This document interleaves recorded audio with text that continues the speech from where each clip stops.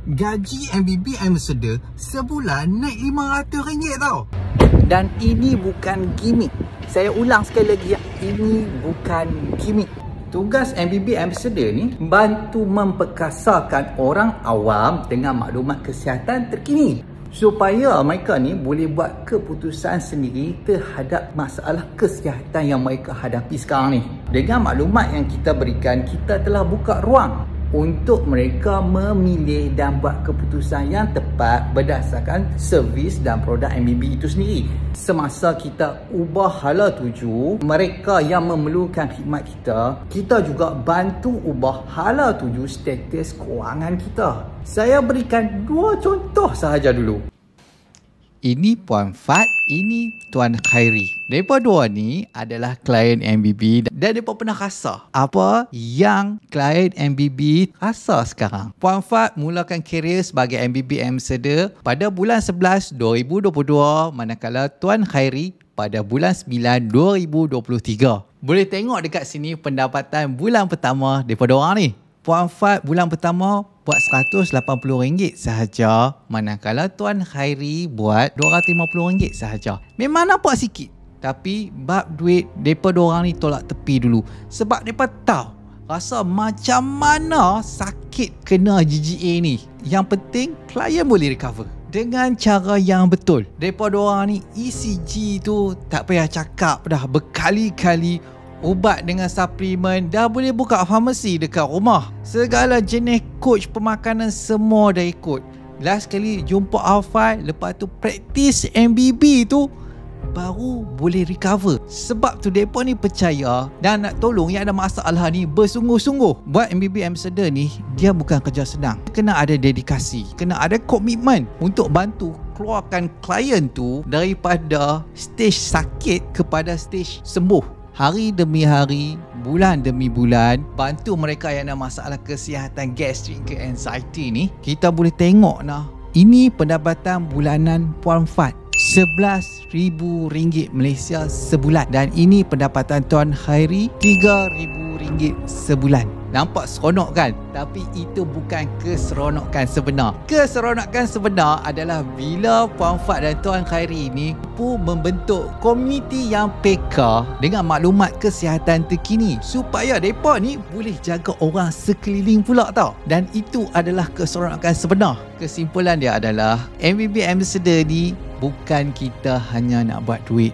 Bukan. It's about making a difference. And yes, the rewards are real, tangible and waiting for you. Saya sendiri yang design program MBB Ambassador ni untuk memperkasakan orang awam. Pada masa yang sama, kita memperkasa status kewangan kita. Yang saya percaya dan telah terbukti oleh Puan Fat sendiri mampu menandingi dan lebih pendapatan hakiki kita. Akhir sekali, saya nak tanya, dah bersedia untuk bantu ubah hala tuju kesihatan mereka yang memerlukan produk dan khidmat MBB ni? Pada masa yang sama, ubah masa depan kewangan kita.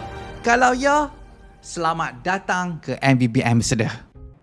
Okay, baik. Assalamualaikum warahmatullahi wabarakatuh dan salam sejahtera family MBB. So, untuk hari ni kita nak menjawab soalan tipikal lah, sebab kita ada Dr. Ed.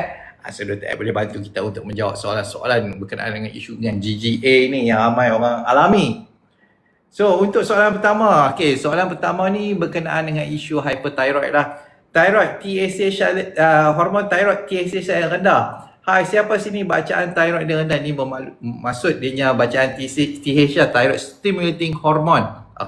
Maksud kalau TSH kita rendah, kita ada isu dengan hyperthyroid. Isu hyperthyroid ni kalau untuk orang GGA berlaku, dia adalah satu perkara yang sangat-sangat common lah, perkara yang biasa. Isunya adalah tetap dengan isu kita punya dengan penghasilan, dengan kita punya tenaga. Ini adalah satu perkara yang sangat biasa. Sebab badan kita akan press untuk lebihan penghasilan tenaga lagi, dan ini akan mempengaruhi kita punya hormon thyroid sekalian, terutama TSH kita ni. So ini akan menyebabkan berlakunya isu hyperthyroid, dan simptom yang dia akan exhibit, akan manifest adalah dengan badan rasa panas lah. Badan rasa panas yang mana panas dia tu tak berhenti, panas dia tu hampir 24 hour panas. Lepas tu kalau dia makan carbimazole, ubat thyroid ni, dia akan rasa okey badannya. Dan kita tahu kita ada masalah TSH, kita ada masalah hypothyroid lah. Nah. Benda ni kita boleh buat ujian darah saja dan kita akan tahu. Ini perkara biasa. Dia selalunya untuk orang yang mula MBB ni, dia akan ada isu benda ni lah. Kalau dia tak jaga makan, dia akan selalu ada isu benda ni juga.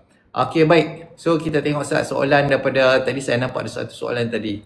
Okey, daripada Mawar Berduri. Kenapa lepas workout angkat beban otot kaki dan otot lengan menggigil? Okey, silakan Dr. Ed. Kenapa untuk orang GGA ni, lepas dia workout angkat beban otot kaki dan otot lengan dia akan menggigil? Silakan. Okey, macam ni. Untuk dia macam ni. Dia untuk situasi macam ni, tak semestinya untuk orang GGA saja. Malah orang yang sihat pun, yang tak ada masalah pun, kadang-kadang akan ada alami masalah lepas workout, over workout lah. Orang kata orang normal ni dia over workout, menyebabkan otot-otot dia menggigil. Tu maksudnya tengah apa? Dia tengah ada build up of lactic acid. Build up. Maksudnya lactic acid tengah terkumpul banyak. Maksudnya dah anaerobic. Maksudnya dia masalah kat situ dah tak ada oksigen langsung, and then kat situ build up HA and also hydrogen dan juga lactic acid kat situ. Dia akan vasculating. Maksudnya masa tengah vasculating. Kan? Itu actually orang yang tak ada, yang sihat, tak ada masalah GGA pun ada alami. Itu sebabkan dia over workout. Tapi dalam isu GGA ni, rakan-rakan MPP ni, sebab apa? Sebab pertama, tenaga. Kita kena ingat, penggunaan tenaga kita terlampau tinggi. Lepas tu kita pula tengah nak exercise. Kat situ kita dah penggunaan tenaga lagi bertambah tinggi dan menyebabkan otot-otot kita ni tak dapat tenaga yang mencukupi. So baru buat beban sedikit, dia dah atau orang dia punya penggunaan tenaga terlampau tinggi, menyebabkan dia kurang mendapat blood supply, kurang mendapatkan all the nutrient kan. Kat situ dah menyebabkan lactic acid lagi build up lagi cepat kat kawasan kat rakan MBB. Kat situ lah terasa macam menggigil aja. Tapi menggigil tu lagi elok daripada cramp. Kalau cramp lagi sakit, sakit, tak larat dia kalau cramp tu. So, tapi kalau alami benda tu tiba menggigil, maksudnya dah tiba waktu untuk kita rehat sebentar, waktu kita urutlah kawasan yang tengah menggigil tu, supaya kita nak biar blood vessel semua dia lancar balik. So maksudnya benda ni benda common. Maksudnya penggunaan tenaga kita berlebihan, terlampau lebih, dan menyebabkan masa kita tak dapat tenaga yang mencukupi untuk tampung kita punya workout tu sebenarnya. Itu saja. Okey, baik. Satu lagi saya tambah juga, kalau untuk workout ni, terutama untuk fasa masuk dia dah nak masuk untuk bina otot, kita pastikan dulu kita boleh buat untuk cardio dulu. Yang tu requirement utama. Kita jangan skip fasa cardio tu, jangan skip, terutama zone 1 dan zone 2 tu. Bagi boleh maintain dulu zone 1 dan zone 2, kita buat latihan cardio sama ada jogging. Selalunya jogging lah. Kita jogging, dan heart rate kita rata macam pakai membaris, steady, kita boleh kontrol. Maksud heart rate dia tak ada melompat sana, melompat sini, turun, naik apa semua, tak ada. Dia merata macam tu.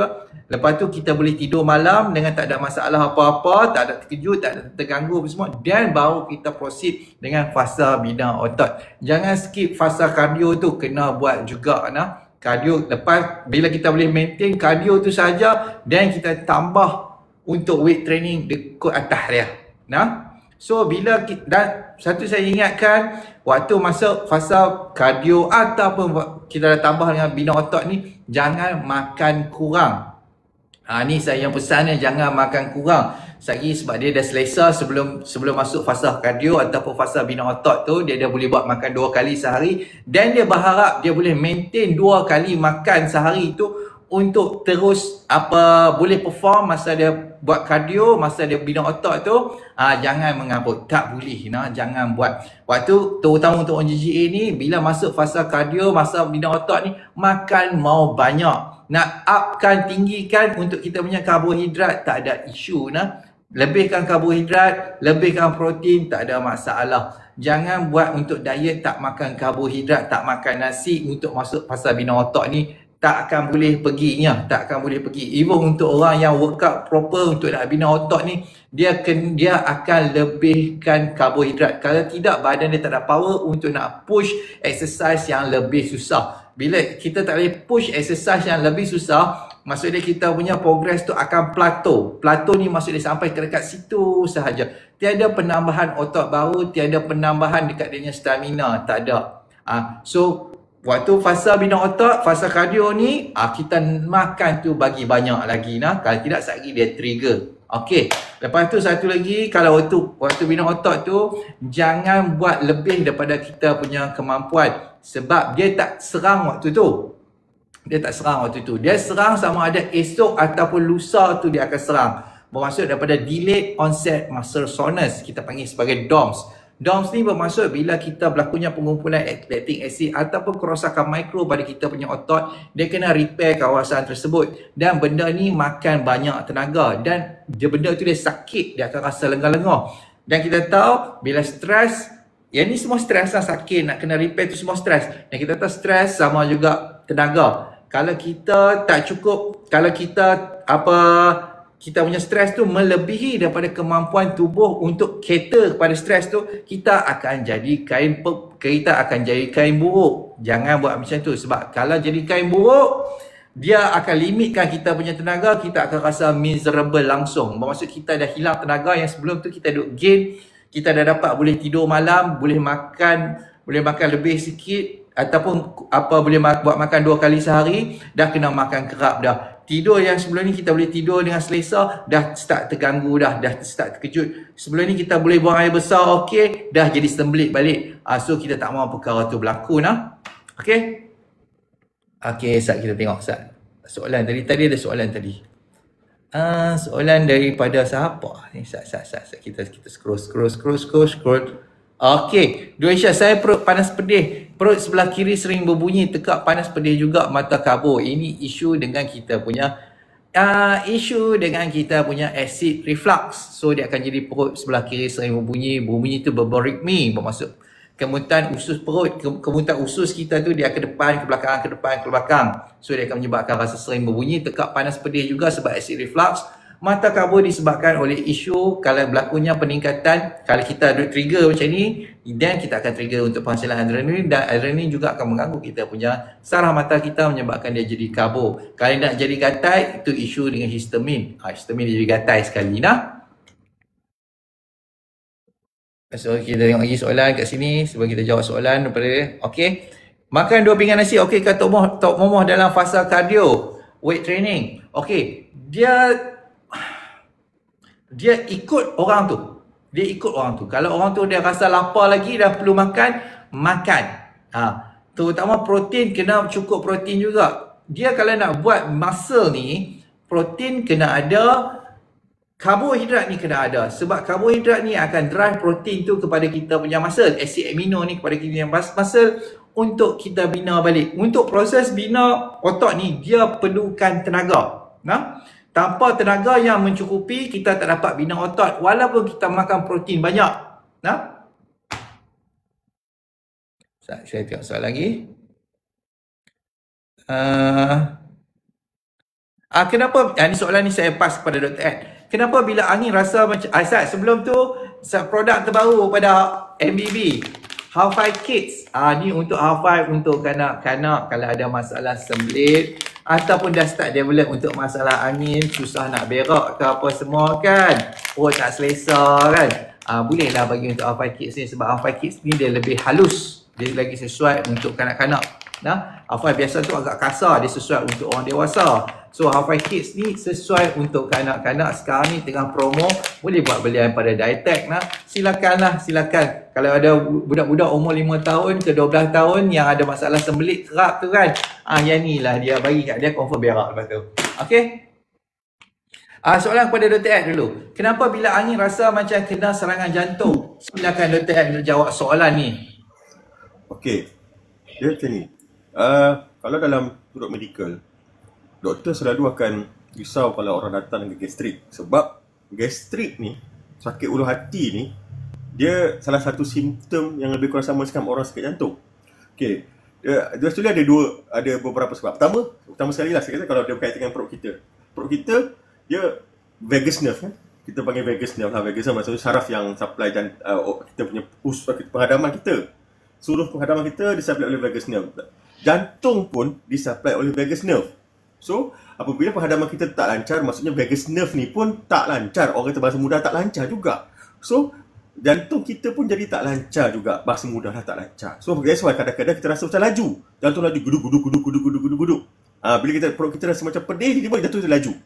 Sebab pertama vagus nerve. Kedua, apabila kita keadaan satu lagi vagus nerve juga. Akibat vagus nerve, maksudnya vagus nerve ni dia supply juga kawasan-kawasan somatom. Maksudnya somatom tu adalah kawasan kita panggil kawasan kulit lah, yang mana dia supply untuk sakit, pain. So apabila perut kita tak sedap, kawasan yang disupply vagus nerve kat kawasan sini pun akan rasa sakit, referred nerve, referred pain orang panggil, referred pain. That's why bila perut kita angin kembung, kita rasa sakit kawasan sini.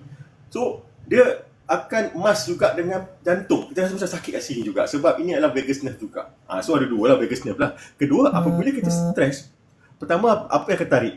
Psoas muscle. Bila psoas muscle ini benda yang makan masa panjang juga lah. Bila psoas muscle tertarik, dan sama dia akan tarik semua kita punya diaphragm, menyebabkan kita sukar nak bernafas. Dan sama kita gunakan accessory muscle kita, masa-masa kecil kita. Bila masa-masa kecil kita ni overuse, along the way dia overuse, menyebabkan ada kerosakan, menyebabkan lactic acid terkumpul. So dia akan luka dan menyebabkan sakit, pedih-pedih kat situ bila pergerakan tu.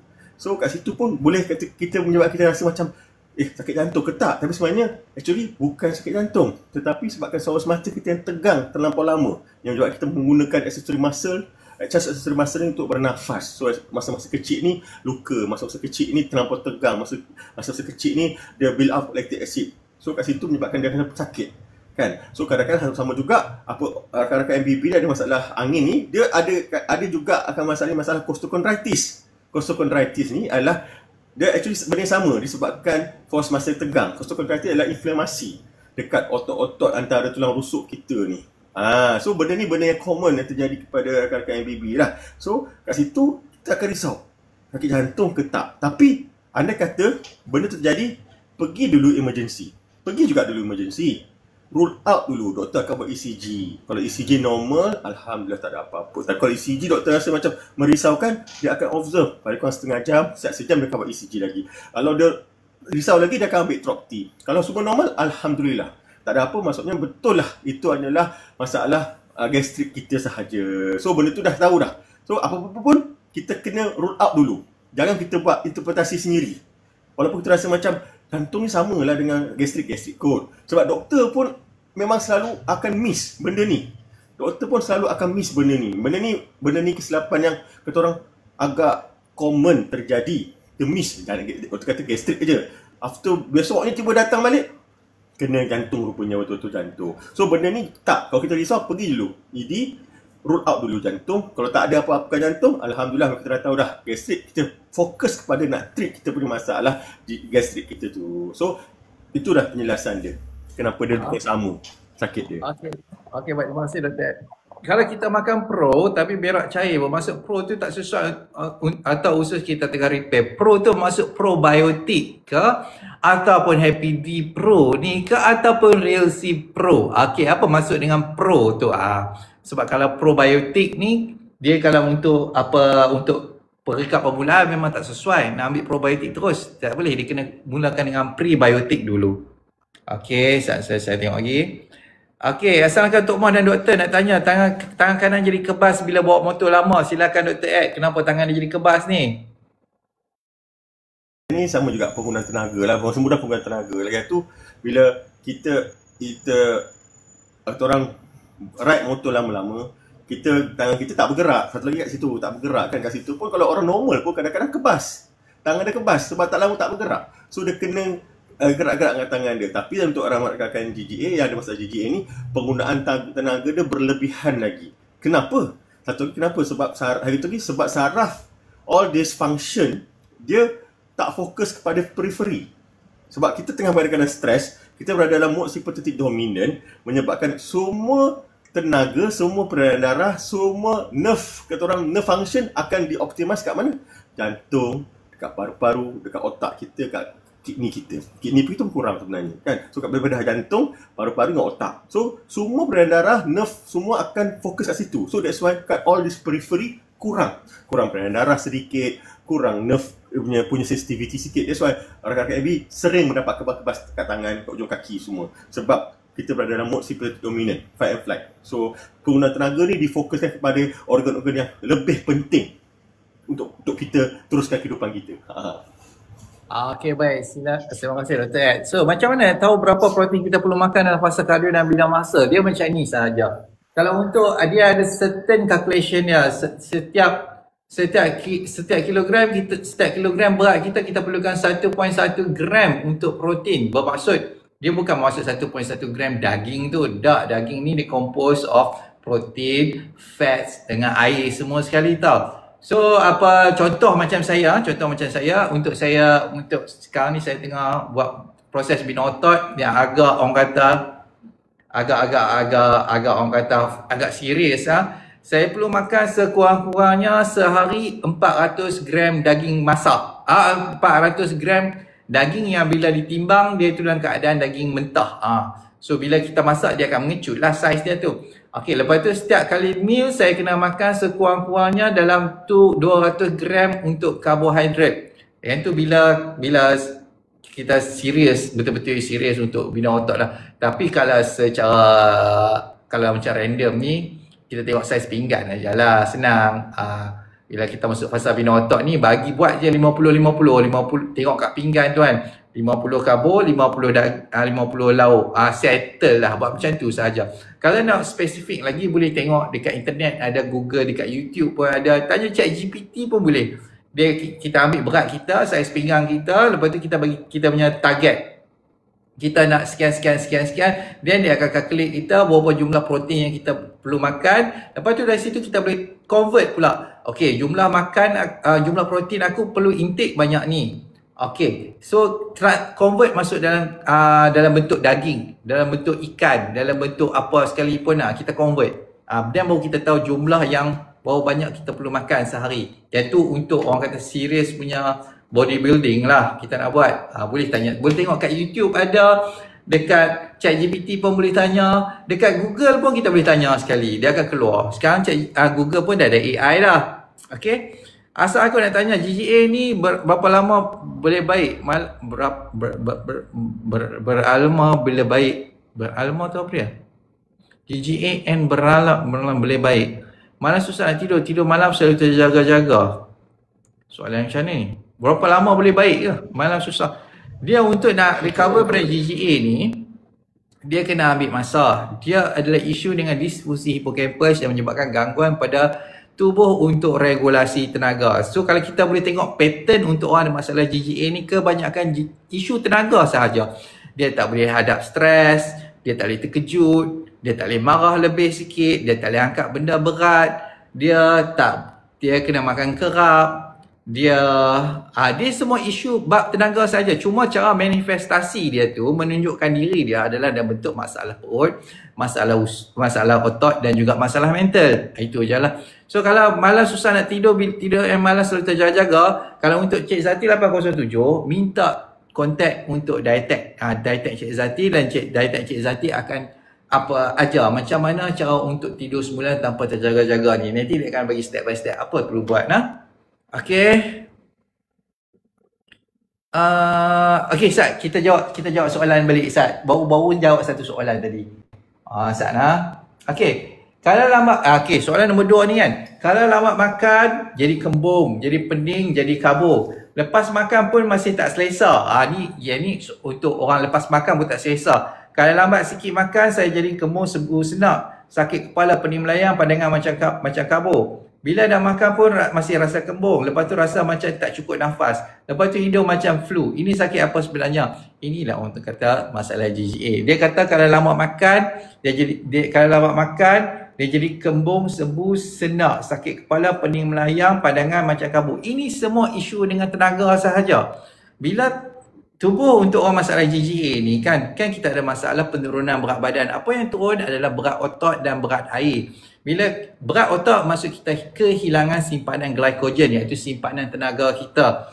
Bila kita hilang simpanan tenaga kita, terutama pada kita punya hati dan kita punya otot, tenaga tu dia akan ambil dia akan press juga pada hati. Kalau hati tak cukup, dia akan masuk tubuh dalam keadaan bahaya. dia akan start trigger untuk penghasilan adrenalin untuk menguraikan kita punya otot, dan kita boleh tengok badan tu akan makin kurus lagi. So benda ni bila dia dah trigger untuk penghasilan adrenalin masuk badan dan masuk sympathetic dominant, lawan atau lari, ataupun saya panggil sebagai survival mode, dia memang akan ketatkan kita punya belakang. Sebab tu kalau lambat makan akan rasa sakit leher, berat kepala, sakit bahu, sakit belikat, sakit pinggang, semua satu badan ni ke belakang sampai ke bawah kaki dia akan rasa sakit sekali. Lepas tu jadi kembung, sebu, senap. Bermaksud senang sahaja bila sawas dah ketat, dia akan teratakan diafragma, tarik ke bawah, perut kita akan tertolak naik ke atas. So sensasi kembung tu dia akan jadi lebih teruk lagi, dan kita akan start mula sendawa. Pening melayang mudah. Sebab bila keadaan kekurangan tenaga pada tubuh, kita akan kurang bekalan pada kita yang cerebellum ni. Cerebellum ni adalah untuk kita balancekan kita punya tubuh. So bila kekurangan bekalan tenaga pada kita yang cerebellum, automatik dia akan start jadi pening. Selepas itu kita tengok kat sini, bila dah makan pun masih rasa kembung, lepas tu rasa macam tak cukup nafas. Perkara mudah saja sebab dia sebelum minum dia tak lepaskan angin tu bagi kurang dulu. So tips dia adalah sebelum makan, untuk kalau perut masih sebu ataupun mual, minum air dulu, urut-urut bagi sedawa sampai rasa nafas lawas. Kalau rasa mual nak perlu muntah, muntah sahaja dulu. Bagi muntah sahaja dulu, bagi rasa badan selesa sikit, lepas tu bagi rasa ada selera makan, then baru makan. Lepas tu dia kata di sini rasa macam flu, rasa macam sesemua. Ini disebabkan oleh mast cell activation syndrome yang menyebabkan trigger untuk masalah histamine intolerance. Dia akan rasa flu, dia akan rasa sesemua, hidung akan bengkak, rasa hidung sumbat sekali, dan benda ni akan menyebabkan dia akan ada rasa sensasi kedap dekat dia punya telinga, rasa macam naik kapal terbang tempat yang tinggi. Harap menjawab untuk soalan tu. Soalan nombor 2 ni. Kafal tu boleh minum selepas makan, terutama selepas makan malam. Boleh kita ambil 2 jam selepas makan. 2 jam selepas makan ataupun 45 minit sebelum kita makan. Okey. Macam jual barang dah ni. Okey, sekarang ni kita tengah promo MBB, year end sale, harga paling murah sepanjang tahun ni. So dapatkan kontak dengan Ditech untuk belian ni Kontak untuk Ditech, kat sini ada Ditech Kulin, Ditech Karimamu, Ditech Firdaus. Boleh kontak dia orang. Terror saya jadi salesman malam ni. Okey, daripada Ditech Firdaus, Dr. Adrian, cukupkah sekadar buat ECG, perlukah buat ultrasound? Ini untuk masalah jantung tadi. Silakan Dr. Ed jawab. Sama ultrasound ni ada boleh bantu ke, ECG ke? Lepas tu ada tak lagi test-test yang membantu untuk kita rule out, buang kemungkinan yang dia dah ada masalah jantung. Silakan Dr. Ed. Okay. Still di hospital, dekat emergency satu dunia pun gold standard untuk preliminary untuk kita investigate whether ada masalah jantung ialah ECG. Sebab dalam ECG tu kita boleh tengok, kita boleh determine ada block ke, ada hypertrophy ke, ada masalah valve ke. Kat situ dah boleh tunjuk sebenarnya, sebab dia melibatkan electrical punya rhythm. Kan? Kalau ada masalah block, confirm akan ada rhythm problem. Kalau ada masalah valve problem juga, so mesti akan akibatkan rhythm tu tak terganggu. So preliminary memang ECG adalah dia punya gold standard lah. First. Kedua, untuk kata orang untuk meyakinkan lagi, doktor akan buat trop-T selalunya. Troponin T itu paling penting lah. Troponin T selalunya kan. So dua benda ni memang sangat-sangat penting. Doktor akan check ECG dan trop-T. ECG juga bukannya je boleh nampak kita masalah jantung yang sekarang saja, tapi ECG pun boleh determine kita pernah ada tak masalah jantung. Mungkin 2 bulan lepas, sebulan lepas, ataupun setahun lepas yang kita tak sedar. Memang akan terpahat. Kat situ memang dah ada dah, dia punya footprint. Orang panggil footprint dia lah. Kalau kita kat jantung memang ada footprint dah. Kat jantung kita memang ada kerosakan. Kat situ confirm ada masalah rhythm. Walaupun dah pernah kena bulan lepas ke, 2 tahun lepas ke, memang ada footprint. Kat situ ECG memang akan nampak. Q-wave tu lah. Q-wave kalau doktor akan cari. Q-wave ni adalah benda lama. So doktor akan tengok pula yang baru. Ada tak yang baru pula. Kan? So, memang still gold standard dia punya preliminary investigation untuk jantung ialah ECG. Ultrasound ni lebih kepada kita nak tengok valve punya function macam mana. Ataupun kita nak tengok masa doktor tengah nak ada masalah blockage, doktor nak gunakan ultrasound ni untuk guide masuk ke sini, panggil apa? Angiogram tu kan. Dia akan masukkan line ni, guide semua tu. Dia gunakan ultrasound tu untuk tengok kat mana line tu, kat mana ada blockage tu sebenarnya. So itu penggunaan ultrasound, maksudnya ada kegunaan yang lain sebenarnya. Tapi untuk investigate whether ada jantung atau tak jantung, ECG adalah first, and then kedua adalah trop T untuk darah. Tu memang dua benda yang gold standard lah kan. Ultrasound kita nak tengok golf, kita nak tengok blockage kat mana. Itu saja. So agak menjawab lah. Okey, baik. Terima kasih Dr. So untuk Puan Susana Osman, Assalamualaikum. Waalaikumsalam. Pada tahun 2023 saya dapat endoskopi, saya disahkan mengidap situs anemia grade 4. Okey, patutnya waktu tu ada buat lebih sikit. Doktor nasihatkan saya nak jadi pembedahan, tapi sampai sekarang saya belum buat keputusan. Perlukah saya buat pembedahan? Dah lama dah tu, 2023 ni dah masuk 2026 dah pun. Okey, keadaan macam mana tu sekarang Puan Susana Osman? Boleh maklumkan badan rasa macam mana? Rasa macam mana sekian-sekian? Okey, Waalaikumsalam. Lambat masuk Cik Lulan. Okey, biasalah. Tu ada, sekarang perut okey tak, ada bloated tak? Kadang okey, kadang tak. Selera makan dia semakin kurang. Okey, kalau selera makan dia semakin kurang tu kan, 2023 sampai 2026 tu 3 tahun, tempoh jangka masa dia agak panjang tu. Benda macam-macam boleh jadi dah. Maksud dia penambahbaikan boleh jadi waktu tu. Okey, so apa kata, check balik untuk isu hyperthermia grade 4 ni. Cuba check dulu sebab severe punya erosion tu dekat kita punya lining pada esophagus. So better check balik, tengok condition sekarang. Okey, sakit belakang, dada ketat, nafas berat, perkembung. Solusinya, solusi idaklah, solusi dia makan alfai ni lah. Solusi makan alfai, praktis MBB, lepas tu praktis zone 1, zone 2 cardio, amal HPD, lepas tu masuk weight training, amal real beat, maintain semua ni dah steady, badan tak ada masalah, dan kita continue dengan microbal, lepas tu real C Pro. Formula dah ada, ikut sahaja nah. So, kalau tak belum baru masuk dalam kita punya MBB punya community ni, kalau ada apa-apa soalan boleh tanya terus pada Dietech nah. Okey, terima kasih Dr. Adrian. So kita tengok soalan FYP. Terima kasih. Okey. Masalahnya Pivola dok bagi ubat bensik je, tak buat endoskopi dah. Memang macam tu lah selalunya. Bagi ubat bensik je, tak buat endoskopi dah. Kalau untuk nak macam ni kan Puan Susana, buat dekat hospital swasta. Buat hospital swasta bayar duit saja, bayar duit kat depa akan buat. Tuan nak tanya saya bila saya membuang air besar rasa pedih selepas membuang, kos apa? Sebab isu buah asir tu, isu buah asir selalunya. Tuan nak tanya bila membuang air besar rasa pedih selepas isu buah asir lah, tengok ada gatal ke apa, boleh sapu Xyloproc. Itu je lah ceritanya. Kalau untuk isu buah asir ni kan, dia selalu disebabkan oleh kita proses kemutan usus tu slow. Even proses kemutan usus dengan bukaan lubang dubur, bila kita buang air besar tu pun jadi isu juga, menyebabkan jadi masalah buah asir, tak cukup lubricant pun jadi juga. So itulah cerita-ceritanya. Okay. Okay, saya kemur perut dan sendawa tak berhenti, tidak makan alfai tak. Okay, baik, tak apa. Terima kasih Kulin Jo, Tuan Kulin jawab untuk tanya soalan tu. Mana-mana suka kemur yang sembuh, kenapa ya? Kena tengok makan pukul apa, makan apa, kena ada dari makan. Kalau tak ada dari makan jadi susah kerja untuk even Dietech nak buat kerja pun. Kena ada semua tu. Kena ada dari makan dengan Dietech, so kita boleh check apa yang trigger, apa yang makan belum sesuai lagi. Makan pukul apa lah sekali. So kita kena check semua tu. Nah. So kita jawab untuk soalan nombor 3, gastrik. Okey, nombor soalan baru soalan nombor 3. Ya Allah, slow je kita hari ni. Okey. Doktor kata saya ada gastrik. Sekarang makan pantoprazole dan ubat liquid.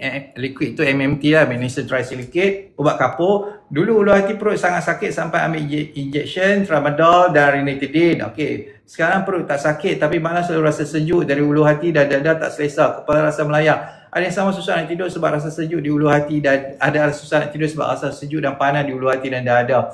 Mana satu soalan, sejuk ke panas? Selalunya panas ni. Okey. So untuk soalan ni selalunya disebabkan oleh masalah acid reflux dan juga masalah gas dan juga masalah sawas ketat. Itu sahaja solusi dia. Pantoprazole dan untuk MMT ni dia tak boleh makan dalam tempoh jangka masa yang panjang, tak boleh. Dia ambil tempoh masa yang singkat sahaja. Kalau ambil tempoh jangka masa yang panjang, dia jadi out. Tak boleh. Okey, Rosli dia makan wafat. Okey, untuk sekarang ni siapa dietect untuk Cik Rosli ni? Kalau ada dietect Cik Rosli, senang. Boleh berhubung dengan dia terus. Kita check balik makan sesuatu. Gambar makan kena hantar lah. Kalau tak nak gambar makan, saya susah. Saya pun susah bekerja. Kalau macam ada klien, ada isu kan. Okey, dia kata ada isu yang tak selesai lagi. Okey, tak apa. Once kita ada gambar makan dia, kita boleh adjust. Okey, makan macam ni, makan macam ni, makan ni macam ni, makan macam ni. Kita adjust ikut dia punya portion sekian. Ikut kesesuaian level MBB tu masing-masing. Saya tanya puasa kita makan setengah uncang, sahur setengah bincang, buka puasa boleh ke? Boleh, tak ada masalah. Kalau untuk mama hafal macam tu, tak ada masalah. Kita tengok soalan nombor 4. Baru saya masuk kamera dalam perut di Hospital Taipei, perut doktor cakap dalam usaha normal. Doktor cakap dalam usaha normal. Makin okey ke makin macam mana tu? Uncang apa tu? Uncang tu maksud setengah secik hafal lah tu maksudnya. Okey. Satu soalan lagi. Separuh pack. Okey. Soalan lagi. Semalam pergi Melaka. Dalam perjalanan singgah sarapan roti canai dan teh tarik. Malam balik rumah kepala jadi berpusing. Bukan pening biasa. Adakah itu kesan makanan minuman tadi?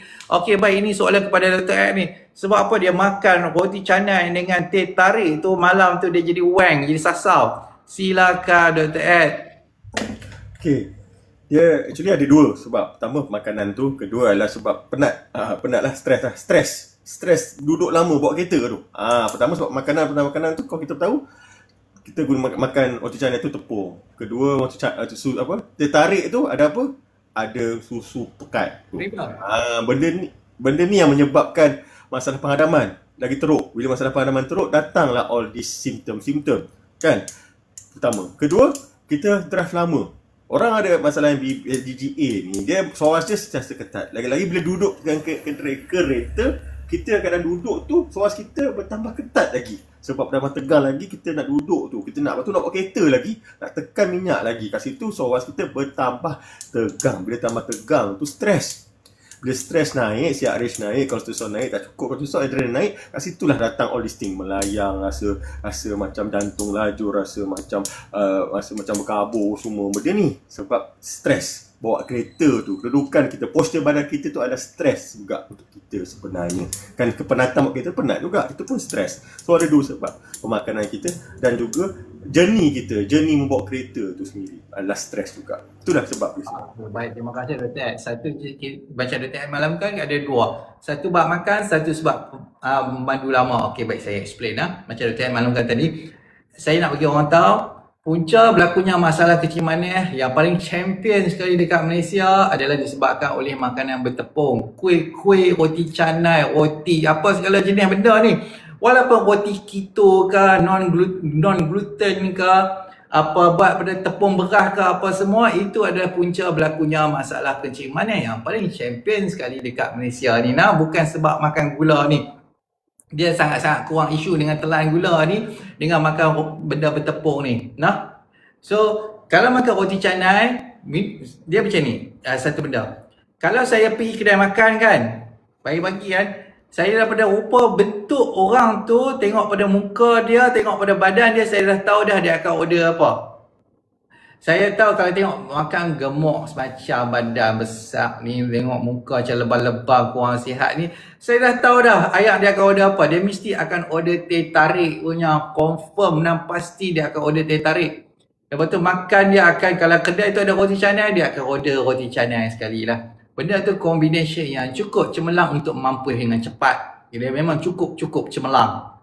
Kan? Orang kata khoda ni, ya betul. Tapi kalau kita pilih untuk makan benda macam tu, kita mempercepatkan lagi proses kematian dengan yang cara tak apa champion lah. So avoid benda tu. Kenapa benda ni boleh trigger untuk simptom? Okay, kenapa tepung boleh trigger untuk simptom? Sebab dia akan spike kita punya gula dengan sebegitu champion sekali. Lepas tu insulin akan mop gula tu crash. Bila gula tu crash saja, nak masukkan dia balik dalam paras gula stable, yang ni yang pakai tenaga. Yang ni pakai tenaga banyak. So bila dia pakai tenaga dengan banyak dekat sini, kalau untuk orang GGA dia tak cukup tenaga, apa yang akan berlaku? Dia akan trigger. Okay, so kalau untuk mendapat kepastian benda ni, pilihlah makan roti canai esok dah. Makan roti canai esok. Makan roti canai esok, minum teh tarik. Lepas tu boleh tengoklah rasa badan tu macam mana. Mesti cemerlang punya. Kalau orang normal cukup tenaga semua, dia akan boleh berak. Dia akan berak terus. Kalau untuk orang yang ada isu dengan isu JJA, dia akan jadi sembelit. Sebab power tak cukup. Okey. Lepas tu, Dr. Ed maklumkan tadi bab pemanduan. Pemanduan dan tempoh jangka masa yang panjang memang akan trigger. Memang akan trigger. Sebab apa? Sebab bila kita duduk lama, SOAS kita dalam keadaan memendek. Bila memendek dalam tempoh jangka masa yang panjang, tubuh akan ingat kita dalam keadaan bahaya. Dan dia akan automatic masuk survival mode. Kita boleh detect benda ni mudah sahaja. Waktu drive tu, otak akan start fikir bukan-bukan. Nafas akan jadi start pendek. Rasa start nak sebu, rasa nak sendawa. Lepas tu rasa dada start jadi ketat. Itulah dia. So sekarang ni kan musim cuti sekolah. So pastikan bila kita drive tu, berhenti dekat R&R sekali. Kita drive, lepas tu jumpa R&R. Relax dulu, berdiri dulu, stretching apa patut. Lepas tu dah rasa selesa, baru memandu semula. Ataupun sebab kalau waktu kita cuti sekolah ni, kereta atas jalan tu banyak sangat, dia jadi jam. Standby gula-gula sekali. Gula-gula yang keras, hard candy, Fox boleh ke apa semua pun boleh lah. Asal gula-gula tu dalam perisa buah macam tu, ambil telan kemam dulu. Yang itu akan bantu untuk tenaga dalam masa kecemasan, bagi badan rasa selesa sikit. Sementara kita nak sampai R&R untuk kita nak stretch, untuk kita stretch kita punya badan belakang tu. Dan sekarang ni promo tengah berlangsung. Promo YNC tengah berlangsung tau. Okay, so boleh buat belian untuk produk R5, produk MBB ni pada harga yang paling murah sepanjang tahun ni. Yang ni harga YNC ni harga paling murah sekali. So boleh buat belian. Okay, so kita tengok soalan lagi.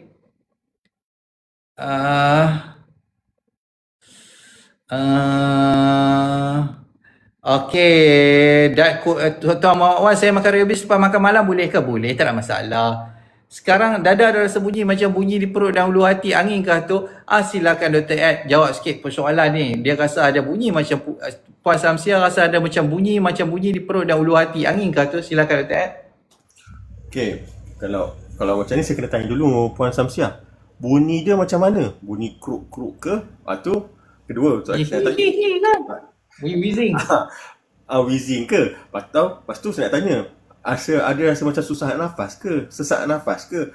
Sakit ke kat mana-mana bila bernafas ke? Sakit masa tarik nafas ataupun sakit masa lepas nafas ke? Ataupun tak puas nafas? Itu saya kena tanya. Sebab apa? Kita nak rule out. Sebab kita tak jumpa. Kalau jumpa saya akan tengok saya punya stetoskop tu tengok paru-paru kan ada masalah tak. Tapi kita tak jumpa, saya kena tanya.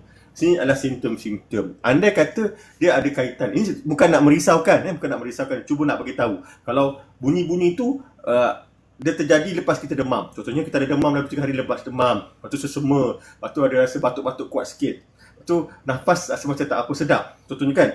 So bunyi-bunyi itu kita mungkin adalah pertama wheezing, kedua wheezing, dan pertama wheezing lah. Mungkin wheezing ataupun bunyi crack. Crack tu, wheezing tu mungkin adalah allergic, mungkin sebabkan allergic kan, allergic ataupun infection kan. Crack tu memang bunyi macam krek macam rambut. Kalau kita gesek-gesek rambut kita dekat kita punya telinga ni, kita kena dengar krek. Tu crepetition. Itu memang menandakan ada infection di paru-paru kita. So kena check lah.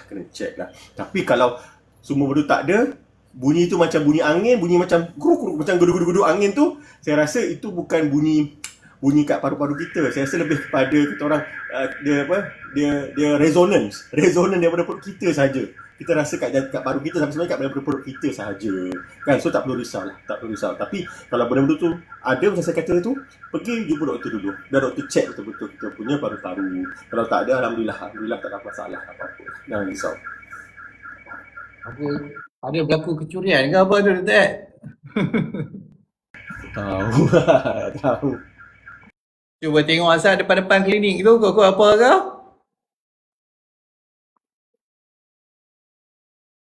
Okey, kita tengok soalan lagi.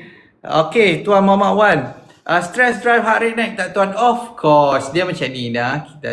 Apa yang boleh drive kita punya heart rate jadi laju? dia tak ada benda lain, dia adalah adrenalin. Adrenalin sahaja yang akan drive kita punya heart rate jadi laju. Kalau orang tu dah dekat nak mati, heart rate pun dah tak apa nak ada, dia pun cucuk saja adrenalin tu bagi boleh pump balik jantung tu now. Okay, so kalau stress drive heart rate naik tak tuan, sudah semestinya of course dia akan naik.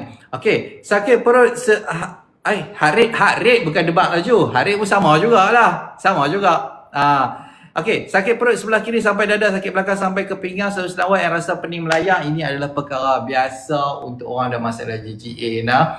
So kalau sakit perut sebelah kiri sampai dada sebab soas ketat, tarik diafram, tekan kita punya bahagian ni. Sakit belakang sampai ke pinggang, isu soas ketat juga. Selalu senawat yang rasa pening melayang, isu GGA biasa dah benda ni. So seperti biasa kan, buat belian Halfai ni pada Diatech, Halfai Plus ni buat belian pada Diatech. Lepas tu Diatech akan guide A sampai Z untuk selesai masalah tu. Dalam ni ada 3 Diatech yang ada yang dalam live ni. Diatech DAS, DAS tu. Lepas tu Diatech Kulinjo.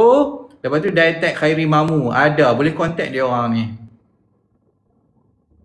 Okay, okay. Okay, stress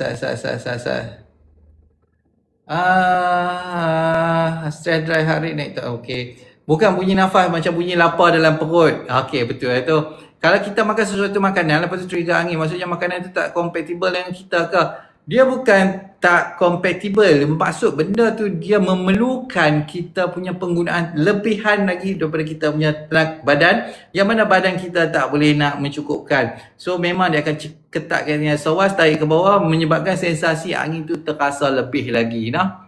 Okey. So contohnya makanan yang tinggi dengan histamin, dia kena counter dia sebab dia akan trigger kita punya immune. So benda tu dia memerlukan lebihan tenaga, tak cukup tenaga confirm trigger punya. Makanan yang jenis lectin akan trigger kita punya immune, tak cukup power untuk nak counter benda tu, akan trigger kita akan triggernya GGA juga.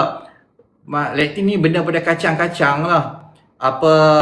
Sayur pada cruciferous macam brokoli, bunga kubis tu, kalau tak cukup power dia akan trigger juga. So benda tu mostly kalau makan daging banyak sangat, okey, power tak cukup untuk nak digest dia, akan trigger juga, akan jadi isu sembelit juga. So seperti biasa Tuan Hafiz, macam biasa hantar kawan makan lah nah.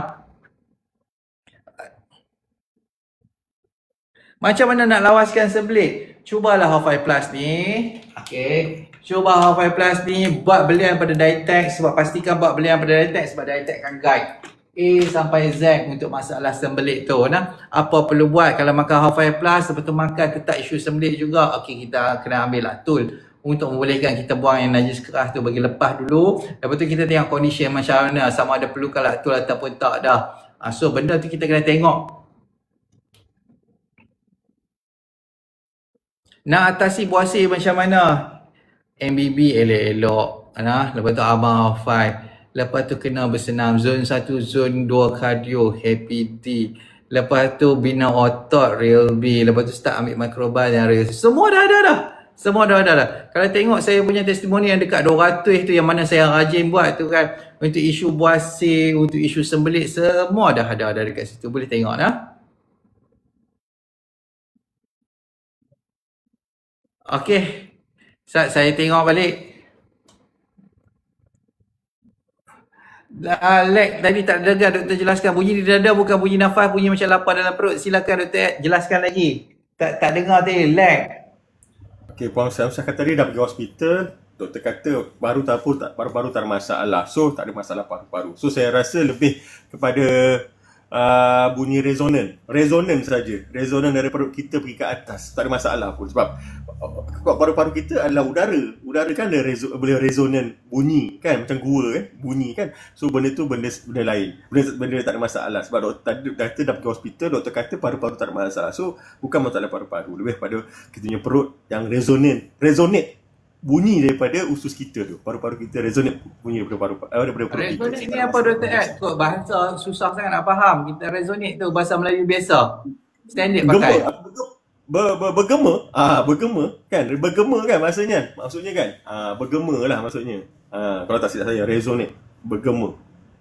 So tak perlu risau lah, dia lebih pada Perut tu sebenarnya, angin kat perut tu dia pergi resonate dekat kita punya paru-paru, bunyi kat paru-paru. Sebab paru-paru kita pun angin, udara kosong. Sebenarnya kosong angin, udara kan. So dia akan berbunyi jugalah. So tak ada masalah. Sebab dah rule out dah, doktor dah rule out. Paru-paru okey. So bukan masalah paru-paru. So kita fokus kepada pengadaman kita dan juga kita nak manage stress kita. Macam kita nak manage stress kita. Itu saja. Okey, baik. Terima kasih Dr. Ed. Itu menjawab soalan pada Puan Samsiah lah. Okey, Tuan, kalau buat kardio berat tetap naik ke atau turun? Berat akan naik. Berat akan naik. Pada peringkat permulaan berat akan naik sebab kita akan start lebih lagi simpan berat air. So, once kita start untuk buat kardio, kita akan trigger inflammation. So, terutama untuk otot betis, paha dan kita punya bontot ni. So, dia akan trigger inflammation. So, bila trigger inflammation, tubuh akan start simpan berat air untuk nak counter inflammation tersebut dan mempercepatkan proses rawatan tersebut.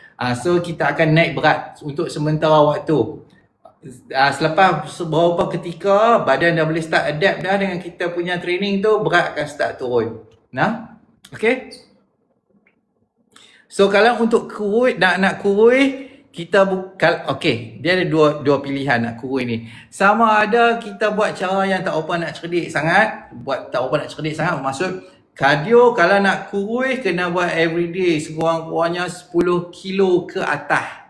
Kalau nak kurus melalui kardio sahaja, itu cara yang tak apa nak cerdik, 10 kilo ke atas. Bolehlah kita macam kita buat running everyday 15 kilo, 17 kilo, hari-hari, dalam seminggu tu kita buat 5 kali train macam tu. Boleh kurus. Dan saya pernah tengok macam orang yang duk running marathon apa semua, dia tunjuk gambar dia, badan dia besar awal-awal. Lepas tu saya tanya, bila start badan kurus? Bila badan, dia kata kalau 5 kilo lari sahaja hari-hari tak kurus lah. Buatlah macam mana sekali kalau setakat 5 kilo tu kan. Cuba tengok orang yang duk running kat taman ni kan, yang mana buat 3 kilo, 4 kilo, 5 kilo, dia takkan kurus punya, mustahil. Dia hanya boleh kurus bila dia sampai threshold 10 kilo ke atas tu, dan baru dia akan boleh kurus. Sebab yang tu orang kata strenuous exercise dan tempoh jangan masa banyak. Tapi kalau stop sahaja daripada running, badan akan naik secara mendadak. Bermaksud yang tu bukan cara yang bijak. Cara yang bijak untuk kurus adalah kena build muscle, bina otot, kena ada resistance training. Sama ada nak main kettlebell ataupun dumbbell ataupun barbell ataupun kita buat body weight training, buat calisthenics, push up, pull up, squat. Yang tu akan build kita yang muscle. Dan bila kita build kita punya muscle, dalam proses build kita punya muscle tu kan, ini pun pakai tenaga. Bila kita nak buat bicep, semua pakai tenaga. Sebab nak recovery pada injury tu kan. Okay, tu pakai tenaga. Kita akan boleh tengok, kita akan start badan, terutama bahagian waist tu, bahagian pinggang kita akan start mengecil. Lepas tu, dan juga dengan bina muscle ni dia energy hungry. Dia akan sentiasa menggunakan tenaga pada tubuh untuk nak maintain dia punya size apa semua tu. Dan yang ni akan memastikan kita boleh kurus, boleh maintain shape badan lah. Boleh maintain shape badan. So buatlah muscle. Nak badan elok, buatlah muscle. Kalau tak mau badan elok, tak payah buat muscle. Okay. Kat belakang kepala ada rasa kebal sikit angin ke kadang-kadang. Dia bukan isu angin. Okay.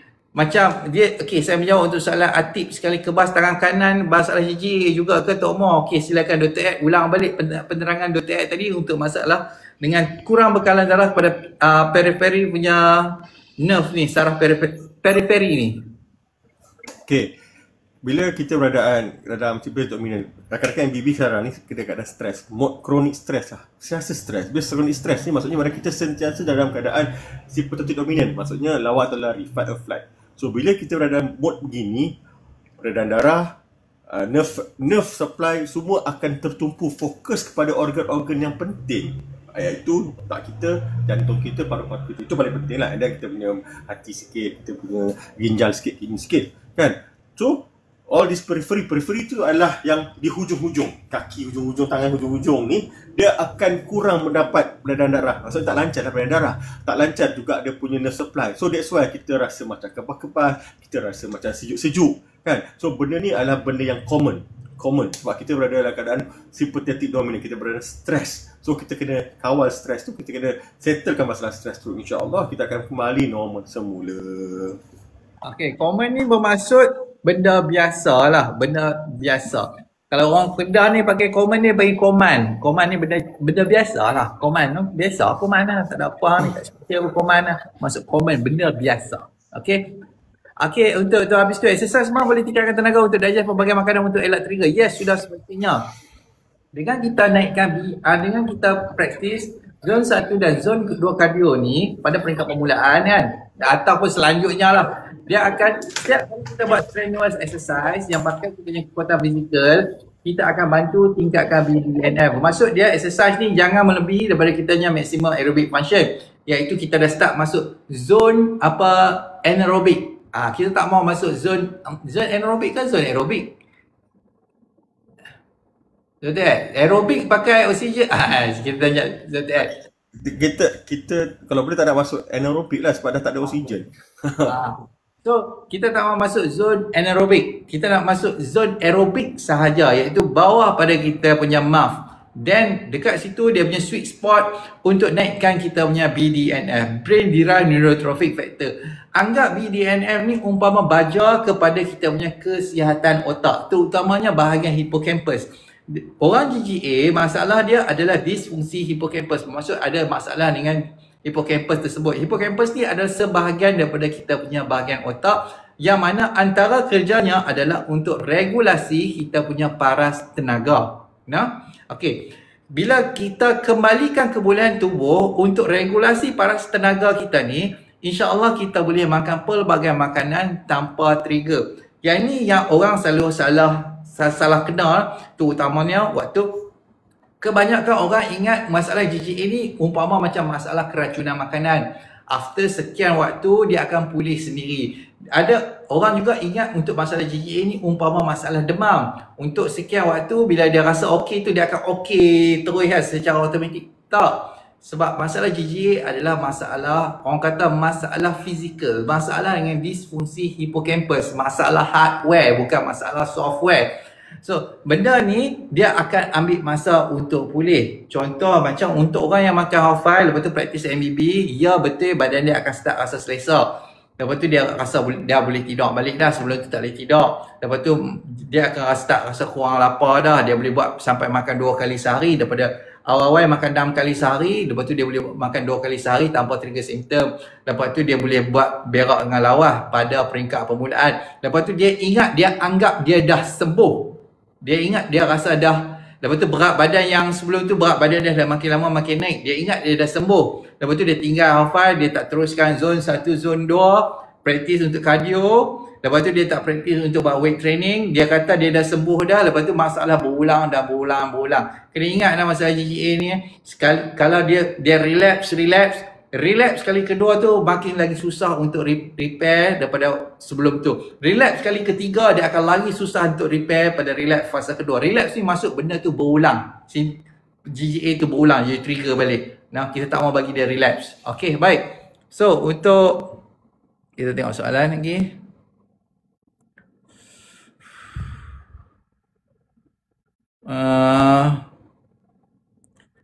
Waalaikumsalam. Okey,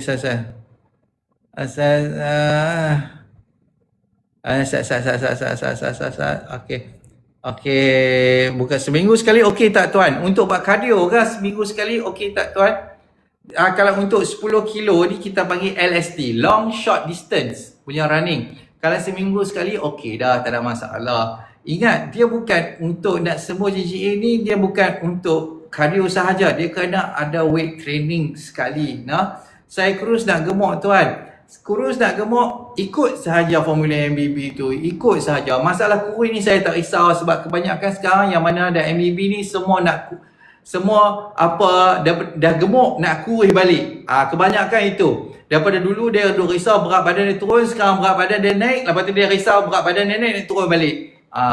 Itulah saya tanya. Okay, so cardio atas treadmill okey kan tuan? 5 kilo sehari pagi petang main dumbbell GGA. Okey, tak ada masalah. Silakan. Tengok. Okey. Okey, daripada Abang Leman. Normal ke ibu mengandung bengkak kaki? Silakan Dr. Ed. Jadi bengkak kaki bila mengandung sebab apa tu Dr. Ed? Adakah disebabkan perubahan hormon ke macam mana menyebabkan berlakunya edema dekat kaki ni jadi bengkak air ni, silakan Dr. Ed. Dia benda ni benda sama juga, benda dah common juga. Dia betul sebabkan hormon kita imbalance kan. Lepas tu lagi itu kita ketika pemakanan pun dah berbeza ketika itu kan. Kat situ memang menyebabkan ada edema sedikit lah kan, bengkak ke kaki. Tetapi kalau bengkak di kaki itu dia sekali dengan rasa susah nak nafas, rasa sakit kepala, rasa mata kabur, rasa nak muntah, itu kena check betul-betul. Sebab itu kita risau tekanan darah tinggi. Bila tekanan darah tinggi, dia akan ke arah, kalau itu memang terjadi adalah pre-eclampsia. Actually bengkak kaki ni adalah salah satu simptom pre-eclampsia. Eclampsia tu maksudnya apa ya? Tekanan darah terlalu tinggi. Pre, dia belum terjadi lagi. Pre, maksudnya pre tu maksudnya dia bagi simptom dulu. Bengkak kaki, itu satu. So kita kena rule out. Ni sebabkan apa? Kalau tak ada masalah sesak nafas, tak ada masalah mata kabur, sakit kepala, rasa melayang, rasa nak muntah tu, mungkin sekadar sakit kaki biasa, bengkak kaki biasa. Kalau naikkan kaki, dia akan surut. Tapi kalau naikkan kaki tak surut, tu kita kena check betul-betul. So kita nak rule out benda-benda ni sebab kita risau kalau pre-eclampsia ni kalau tak dikawal, tak dirawat, boleh ke arah eclampsia. Eclampsia tu macam mana bahasa Melayu dia? Tekanan darah tinggi menyebabkan eclampsia. Apa bahasa Melayu lah, lupa eclampsia ni. Maksudnya bahaya lah. Bahaya untuk kedua-dua nyawa. Kalau pre-eclampsia masuk hospital, masuk bilik bersalin, memang kita orang doktor tak dapat tidur. Setiap setengah jam kena check. Setiap setengah jam kena check. Sampai okey. Sampai bersalin. Kita kena check setiap setengah jam. Memang tak boleh tidur lah kita orang. So memang kena bengkak kaki tu kena rule out dulu. Kalau bengkak kaki tu tak ada dengan sesak nafas, tak ada dengan mata kabur, sakit kepala, rasa nak muntah. Muntah tu kita kena muntah ni benda biasa juga orang mengandung. So kita kena faham juga muntah macam mana kan. Tapi kalau tak ada dan kita cuba naikkan kaki dia akan surut, insya-Allah tak ada apa-apa. Tapi kalau naikkan kaki tak surut juga, ada sakit kepala, ada rasa melayang, rasa pedih ulu hati, rasa macam susah nafas, cuba tu lagi. Cuba picit kat peha, kaf kita masa tu. Kalau dia kata sakit sangat, pergi hospital. Pergi hospital cepatlah. Lagi-lagi kalau dah dekat-dekat nak bersalin tu, itu kena jaga. Pre-eclampsia ni kita memang doktor takut. Doktor kalau tak nak boleh terjadi. Pre pun. Pre itu tak boleh jangan terjadi. Kalau pre itu takut jadi eclampsia betul. So benda ni bukan nak merisaukan, cuma nak bagi tahu apa yang kita perlu risau, apa yang kita tak perlu risau. Kalau betul-betul risau, cek dulu. Pergi dulu hospital dulu sebab mengandung ni benda ni boleh terjadi dalam masa beberapa saat, dia berubah. Mengandung ni sebab hormon, sebab peredaran darah kita semua jadi haywire semua kan. So benda ni boleh berubah. Sekejap, sekelip mata je berubah semua benda. So kalau risau, pergi cek dulu. Bila doktor kata tak ada masalah, alhamdulillah. Jangan kita buat interpretasi sendiri. Memang saya terangkan begini, cuma nak bagi tahu informasi dia macam mana. Tapi at the end of the day, buat keputusan macam mana, nak dapat keputusan macam mana, pergi dulu cek. Itu saja. Pergi cek dulu. Itu saya punya nasihat lah untuk Abang Leman. Okey, baik. Terima kasih Dr. Ed. So untuk Puan Nuri, salam tuan, kalau ada yang kecil manis tak boleh makan nasi malam-malam, tapi kalau ada gastrik macam mana ya? Nak makan nasi, makan lah. Tak ada isu pun, makan lah. Dia jangan makan tepung aja. Jenuh tak boleh makan nasi malam-malam untuk orang kecil manis. Jenuh lah. Makan je nasi, tak ada masalah. Makan nasi dengan lauk pauk. Makan nasi dengan lauk pauk lah. Jangan makan nasi dengan kuah sup saja. Makan nasi dengan lauk pauk, ayam, ikan, apa semua sekali makan. Tak ada masalah lah. Tak boleh makan nasi malam-malam ni, karut lah. Makan saja nah. Dia jangan pula malam-malam tak boleh makan nasi, pergi tibai roti gardenia. Dia cari pasai semua tu. Tak boleh. Tibai roti gardenia, makan biskut kering pula kuat atas. Champion lah. Memang dia spike-nya darah tu memang cukup champion. Tak payah harap. Okay. Waktu terbaik tidur malam pukul 9 malam. Waktu terbaik tidur pukul 9 malam 3 pagi. Ya betul. Aduh apa. Dah CPD yang lupa ubat tidur sudah semestinya. Okey, terima kasih dah sama-sama. Tiga tuan, berapa minit rekomen untuk berada dalam MAF zone tuan? Kita tak perlu detail pun. Untuk Tuan Hafiz. Kita tahu kita punya boleh duduk zone, kalau kita tengok graf tu kan, kita boleh duduk kat MAF kita zone 2 tu ataupun sebelum MAF lebih daripada 30 minutes, dan kita kata settle lah. Bermaksud kita kita ada warm up kan. So kalau macam saya buat, selalunya saya training kan, saya akan habiskan 1 kilo dulu, saya berjalan sahaja dulu untuk warm up saya. Di samping waktu warm up tu, saya akan naikkan saya heart rate kepada 100 dulu. Sebelum saya start running, saya akan naikkan heart rate saya kepada 100. Kalau kita walking sahaja, susah nak dapat macam tu. So apa yang saya buat kan, yang ni kalau macam dah level macam okey lah kan, apa yang saya buat untuk naikkan heart rate saya masuk 100 dulu, saya buat lah angkat kaki macam tu, angkat sambil jalan tu, angkat. Lepas tu saya buat macam ni 10 kali, lepas tu squat 5 kali. Lepas tu saya buat untuk leg raise ni kan. Okey, angkat. Cukup 10, saya squat 5 kali, lepas tu balik macam ni kan. Untuk naikkan saya heart rate. So saya warm up lah tu sampai kepada heart rate saya 100, dan cukup 1 kilo baru saya start running. Baru badan tu rasa lagi selesa. Kalau kita start running terus, dalam keadaan kita punya enjin masih sejuk, itu mula start rasa bebal, rasa nak marah ke orang, rasa tak selesa, rasa macam apa benda yang aku buat selama ni. Sebab kita tak proper warm up. So warm up ni sangat penting untuk satu, bagi waktu berlari tu rasa smooth, rasa selesa.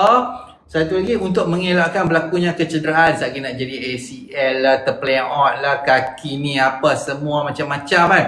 So untuk mengelakkan daripada benda tu berlaku, proper warm up tu sangat penting sekali. Ni tak tu pasal aku dah warm up dah ni. Okay.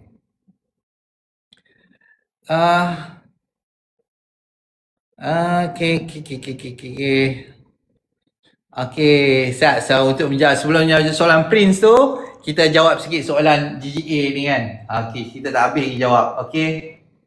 Okay, trigger panic attack bila pergi kenduri masjid walaupun dah cuba pelbagai rawatan. Okay, saya kalau pergi saya kalau pergi kenduri atau masjid mesti trigger dan kena serangan panic attack. Dah buat rawatan Islam beberapa kali dah, tak perlu pun. Jumpa sekretari dapat ubat pun sama, sampai dah lama tak solat Jumaat. Kenapa jadi macam ni? Ini adalah perkara biasa untuk orang ada masalah GGA. Sebab akibat badan dia terlampau banyak benda yang dia uruskan, stres. Sama je inflammation pada dia punya masalah usus ataupun perut. Satu lagi masalah otak dia yang sakit tu, ni selalunya. Ataupun satu lagi tubuh badan dia cuba regulasi tenaga tu, dan semua benda ni dia makan power banyak. So apa yang berlaku, dia kurang bekalan tenaga untuk dia berfikir secara rasional. Bermaksud dia kurang bekalan tenaga yang diberikan pada bahagian prefrontal cortex, bahagian depan otak ni, untuk berfikir secara rasional. Sebab kita nak fikir secara rasional pun kita memerlukan tenaga. Sebab tu kalau untuk orang yang sakit, dia nak fikir secara rasional tu kurang. Sebab tu dia jadi mudah marah orang. Bila sakit ni dia mudah nak marah orang. Sebab dia kurang bekalan tenaga pada kawasan untuk dia berfikir secara rasional. Dia hanya bergantung kepada kawasan amigdala, bahagian amigdala, iaitu sebahagian daripada limbic system. Benda bila kita tapih kita punya pemikiran ataupun kita berfikir menggunakan amigdala kita, semua benda akan jadi karut, semua benda akan jadi negatif. Sebab apa jadi macam tu? Untuk memastikan tuan punya badan dia tu sentiasa diprotect. Dia dalam keadaan mood survival ni, dia kata nampak semua benda buruk sebab dia nak protect badan dia tu sendiri. So benda macam ni, dia kalau duduk, dia bukan pergi tempat ramai orang saja. Dia duduk seorang pun dia akan takut. Dia duduk rumah seorang-seorang saja dia akan takut. Dia duduk dalam toilet pun takut nak tutup pintu. Dia akan jadi macam tu. Duduk tempat ramai orang pun dia rasa takut. Dia rasa macam ada, dia perasaan dia umpama rasa macam orang yang duk tengok dia tu nak buat sesuatu benda yang jahat dekat dia. Padahal orang tu tak buat apa, orang tu tengok saja, tapi diri dia tu berasa macam ada sesuatu benda buruk yang akan berlaku dekat dia. Ini adalah perkara biasa. Seperti biasa, Mahafaz Plus, praktis MBB, lepas tu ikut saja sekian formula tu. Dan sekarang ni, Mahafaz tengah promo tau. Year end sale, harga paling termurah sepanjang tahun ni. Paling murah sekali. So, boleh buat belian pada daya tank masing-masing. Okay?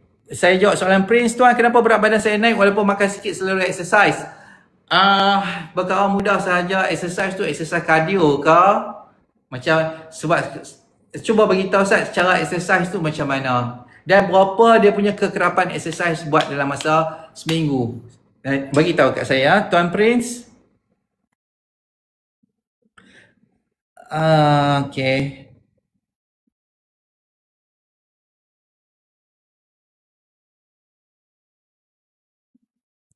Okey, malah Maggi sedap tapi jadi bom jangka. Ya sudah semestinya Maggi. Maggi ni orang demam suka makan lah, sebab dia orang demam, orang sakit cukup suka makan sebab dia bagi tenaga dengan cepat. Awak cukup suka. Okey, kita warm up sangat penting untuk mulakan persendaman untuk elakkan sebarang badan terkejut dan injet. Betul Tuan Kuli, daya tahan Kuli maklumkan. Anxiety boleh buat badan kebas-kebas tak coach? Silakan Dr. Ed jawab. Lagi sekali soalan yang sama, jawapan yang sama. Silakan Dr. Ed. Macam apa soalan nanti? Anxiety boleh buat badan kebas-kebas tak coach? Saya lah, soalan yang sama lah. Okay. Kalau Mas Umbi tadi dengar penjelasan yang Cik Azwan cerita pasal pikiran fikir macam-macam tu, itu salah satunya juga. Dia ke arah situ kan, kita kat situ kan. Tapi dalam masa sama, bila kita berada keadaan stres terlampau sangat, selalunya adrenalin dah naik. So kat situ pun menyebabkan all this, kata orang, blood vessel ke apa ke akan mengecut, orang katalah, kata orang vasoconstriction. Tapi dalam masa sama, kita punya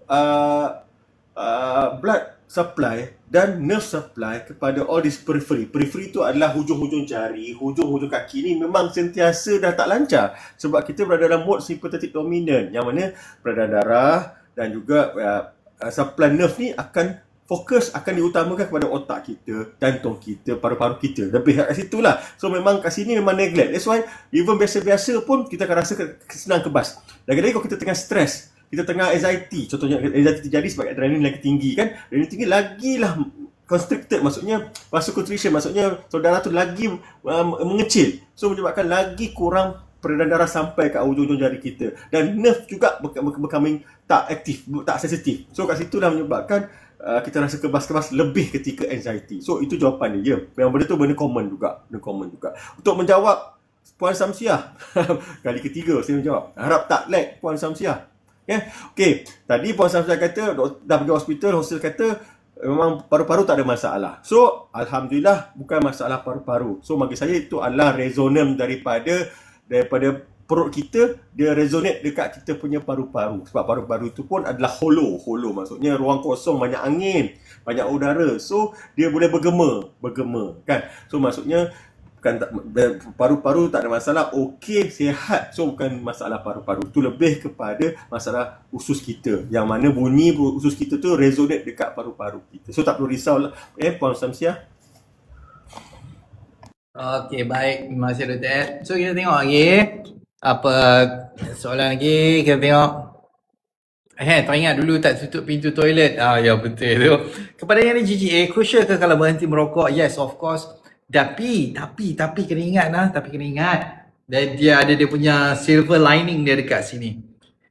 Nak berhenti merokok kalau masa GGA, berhenti secara perlahan-lahan. Dia tak boleh mengejut. Kalau tak, saya seorang perokok. Dulu ni saya seorang perokok yang sangat tega lah. Waktu saya masih bekerja sebagai arkitek dulu, rokok ni sehari ni kira sekotak lebih lah kan. Sekotak lebih dekat 2 kotak saya hisap sehari kan. Rokok. Okey. Untuk proses berhenti, dia kalau perokok saja yang tahu masalah ni. Dia rasa rindu yang amat sangat tu. Kalau tak dapat rokok tu, dia rasa macam rindunya ni, hisap ni tak boleh tahan lah, tak boleh tahan. Dia jadi gian tu. Okey. Dan benda tu adalah stres. Benda tu adalah stres. So kita nak avoid benda kerinduan yang teramat sangat terhadap rokok tu kan. Sebab tu orang kata rokok ni jangan start. Sama juga dengan dadah apa semua ni, jangan start. Apa-apa benda yang boleh create addiction ni, kecuali bersenam, yang lain tu janganlah start. Terutamanya merokok ke ambil dadah ni, jangan. Okay. Sebab nikotin tu, dia create addiction terhadap nikotin. Kalau kita tak dapat hisap tu kan, satu hari akan rasa resah, gelisah, tak ingat punya. Terutama lepas makan kan. Bila kita makan nasi ke apa semua, mesti kita nak cerai rokok. Kok mana pun nak kena cerai rokok juga. Kata cerai rokok tu rasa macam hidup tu tak sempurna. Okay, so sebagai seorang perokok tega ni, saya boleh cerita benda ni. So, kalau nak berhenti merokok secara perlahan-lahan. So, kalau macam sehari tu sekotak, okay, kurangkan ke 15 batang dulu. Okay. Lepas tu kurang ke 10 batang, atau kurang ke 5 batang, kurang ke 3 batang, kurang ke 2 batang, kurang ke sebatang. Pelan. pelan kita buat pelan. Dia tak boleh berhenti merokok secara tiba-tiba kecuali orang tu ada semangat yang sangat kuat. Semangat kuat, bertaubat, insaf kan. So, dah solat taubat, solat apa semua, solat hajat nak minta ke Tuhan, dah semangat kuat, Tuhan tolong sekali, insya-Allah boleh kot berhenti merokok secara tiba-tiba. Tapi kalau untuk insan-insan biasa, makhluk-makhluk hina macam kita, macam saya ni kan, berhentilah pelan-pelan, berhenti pelan-pelan. Sebab dia punya ketagihan tu dia akan trigger. Ketagihan tu dia akan trigger orang tu punya simptom JGA. So, berhenti secara pelan-pelan. Okay? Itu saya tengah lalui semua tu sekarang kemurungan tengah amalkan MBB dan hafal. Percayalah dekat MBB ni, praktis dia sahaja. Tuan Twin, Encik Twin, praktis sahaja. Praktis sahaja MBB ni. Percayalah. Okay? Takut pingsan orang tak perasan. Tu, dua-dua cardio dan weightlifting hari-hari tak tinggal. Tapi berat naik. Berat naik juga. Berat naik. Hari-hari tak tinggal tapi berat naik. Ke berat naik muscle. Berat naik muscle tu. Tengok fat semua. Fat level semua macam mana. Mungkin berat naik tu muscle yang naik. Cuba tengok saiz pinggang apa semua sekali. Tak pun mesej je saya, benda ni sepatutnya dia tak jadi macam tu. Tengok saiz pinggang, tengok ukuran pinggang tu turun tak. Okay. Lepas tu kalau nak tahu lagi detail sama ada fats ataupun water ataupun air saja ataupun lemak, kita boleh buat test untuk kita punya buat test in-body punya machine. Ataupun buat DEXA scan in-body lah yang paling masuk akal sikit, masuk kena dengan poket kita, boleh buat in-body. Banyak dekat gym ada, boleh test tu. Sama ada kita naik, sama ada berat muscle ataupun berat lemak ataupun berat air sahaja untuk berat lebihan berat tu. Okey, saya tengok sekali.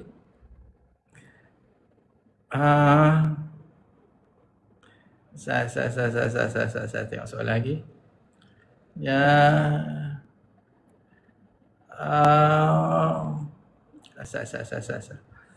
Okey, jujur betul-betul pesan kat rumah kalau lama sangat suruh datang jenguk. Apakah kesan merokok pada orang yang di GGA? Memang lambatlah dia nak okey. Sebab rokok dia ada tar, ada serta-serta chemical apa semua. Kita punya paru-paru tu dia kena bersihkan sendiri. So bersihkan ni adalah stres. Dia pakai tenaga juga. Okey lah. Kalau tak cukup tenaga dia jadi kod lain lah. So benda ni dia akan melambatkan proses untuk repair GGA tu. Kita dua yang besar tak lepas ni. Maksud dia power tak apa nak cukup lah tu. Sebab tu saya pesan kalau nak makan, nak bagi berak lawas apa semua, selepas makan tutup dengan air manis. Dia akan bantu proses penghadaman tu dan untuk proses nak berak tu sekali. Okey. Telinga berdesing. Isu telinga berdesing ni adalah gangguan pada kita punya koklea selalunya. Selalunya disebabkan oleh isu dengan histamin. Berlakunya pertama cecair kita punya bahagian koklea menyebabkan signal getaran, signal vibration pada kita punya gegenang telinga tu. Bila sampai dekat koklea, dia nak transform kepada signal audio masuk kepada kita punya otak, berlaku sedikit gangguan dekat situ sebab berlakunya pertambahan cecair dekat kawasan tersebut. Ini adalah perkara biasa untuk orang ada masalah GGA. Kalau pagi brisk walk tak makan dulu boleh ke cuma minum half ice saja? Boleh. Kalau badan rasa okey, buatlah, tak ada masalah. Tapi apa-apa pun standby gula-gula dalam poket. Kok mana pun standby gula-gula dalam poket. Sebelum kita, sebab kita dan GGA ni, kita tak mau bagi dia jadi panik saja. Kalau start trigger panik, jantung jadi laju betul. Leceh. Dia akan start tangkap badan, bagi jadi ketat. Lepas tu dia akan start jadi kain buruk. Kain buruk ni bermaksud tenaga kita adalah sangat-sangat limited. Selepas berlakunya satu episod untuk panic attack, seminggu selepas tu, 2 minggu selepas tu kita akan dalam keadaan fasa kain buruk. Kain buruk ni bermaksud tubuh tu akan limitkan kita punya tenaga. Kita nak berak pun susah, kita nak makan pun kita akan jadi kerap makan balik, dia jadi lapak balik. Sentiasa lapar, kalau tak makan dia tinggal trigger, otak jadi sasau, tak boleh nak tidur malam. So kita tak mau bagi dia jadi kain buruk, kita tak mau dia trigger panik saja. Sebab tu bila rasa macam badan tak apa nak selesa dah waktu kita brisk walk tu, kita tengok heart rate kita dah start naik dan start naik laju sikit, ambil gula-gula, makan, lepas tu slow-slow jalan balik, naik kereta balik rumah. Kata hari tu dah settle lah, tak payah dah. Jangan paksa bersenam juga waktu tu. Kita tak mau bagi jadi panik. Jangan bagi panik. Ingatlah, dia mula-mula dia trigger dengan anxious dulu, lepas tu nak start jadi fikiran bukan-bukan. Dah start jadi fikiran bukan-bukan ni, kita tak mau dia berterusan Trigger panik. Kalau trigger panik saja dia jadi kain buruk. Kita tak mau jadi kain buruk ni. Kita bila dah start jadi otak tu start benda-benda nak jadi negatif saja, ambil gula-gula. Ambil gula-gula dulu, bagi reda sikit, bagi badan tu ada tenaga sikit, then baru kita balik pergi kat kereta, balik naik motor ke balik rumah. Nah.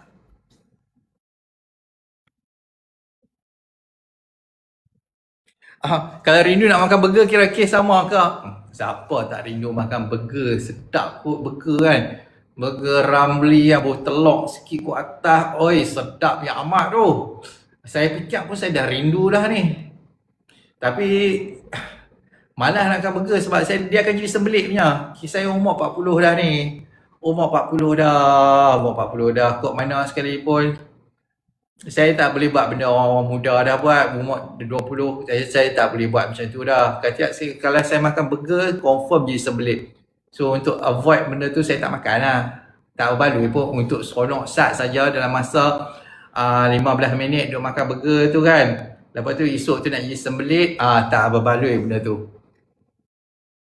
Okey, soalan ni saya bagi kat Dr. Ed lah. Satu soalan. Tuan, betul ke air ketum elok untuk kencing manis? Tanya je. Silakan Dr. Ed. Saya kurang ilmu sikit pasal air ketum ni. Tapi yang saya dengar air ketum ni kalau ini off record lah. Ni bukan Dr. Edrin cakap. Saya cakap. Orang kata kalau ketum ni minum sikit-sikit ni bagus untuk kesihatan. Sikit-sikit lah. Jangan berlebihan. Berlebihan jadi mudarat. Itu saja. So, kalau baik untuk diabetik ni, wallahualam, saya tak tahu. Tapi kalau nak cuba tu, nanti beritahulah hasil dia macam mana. Tapi saya suruh ya. Tapi jangan beritahu saya suruh. Okey, baik. So, ubat yang terbaik yang tak makan modal sekalipun untuk masalah diabetes ni kan. Satu kan, ni senang saja. Jangan makan tepung, bersenam, bina otot. Itu je. Takkan ada orang boleh lawan lah ubat untuk kencing manis ni. Ini sahaja. Bersenam, jangan makan tepung, jangan minum susu. Lepas tu avoid untuk minyak sayur semua ni. Lepas tu bersenam, bina otot. Yang ini saja. Bersenam ni zon 1, zon 2 cardio, weight training. Confirm, bohong lah kalau tak sembuh kencing manis tu. Kecuali dia untuk kencing manis ni kan, ingatlah dia tak boleh sembuh sepenuhnya. Tak boleh. Impossible dan mustahil. Dia hanya boleh masuk remission saja. Remission ni bermaksud kita boleh kembalikan bacaan gula kita, even HbA1c kita ke paras normal semula. Tetapi untuk nak sembuh 100% is impossible sebab dia akan berlakunya masalah pengurangan dan dia dah berlakunya pengurangan beta cell. Beta cell dekat kita punya pankreas tu dah start berkurang dah. Okey. Beta cell apa semua ni dia develop dengan kita punya umur. Okey nah. So kalau orang tu ada masalah kencing manis, kalau dia masa waktu tu kanak-kanak, apa tu dia boleh back to normal balik lah. Kadang-kadang ni masuk dia dalam umur 10 tahun tu susah lah nak kena diabetes type tu, kecuali dia makan jam-jam benda kapu je 24 jam boleh lah kena diabetes. Ni bukan diabetes type 1 ni, saya panggil sebenarnya diabetes type 2. Okay, diabetes meletus ni kan. Okay, then kalau dia masuk remaja, then boleh dia akan dapat balik pembinaan untuk beta cell tu. Tapi once dia dah start, dah jadi adult, dah mature dah, adult yang mature yang sempurna dah, beta cell ni kita punya jumlah tu dia akan kekal macam tu sahaja. Once kita develop untuk masalah diabetes, beta cell kita akan berkurang. Dia akan jadi beta cell death, apoptosis ni dia akan hilang. Benda tu mati lah. Okey, dan jumlah dia tak akan bertambah dah. Sebab tu kalau untuk masalah kencing manis, dia hanya akan boleh remission sahaja. Untuk back to 100% sembuh sepenuhnya adalah mustahil. Nah, kita boleh bantu dia bagi back to remission dan maintain macam orang normal, hidup sihat sejahtera melalui jangan makan tepung, jangan minum susu, jangan makan minyak sayur. Lepas tu praktis untuk zon 1, zon 2 cardio dan bina otot semula. Dia akan okey. Nah?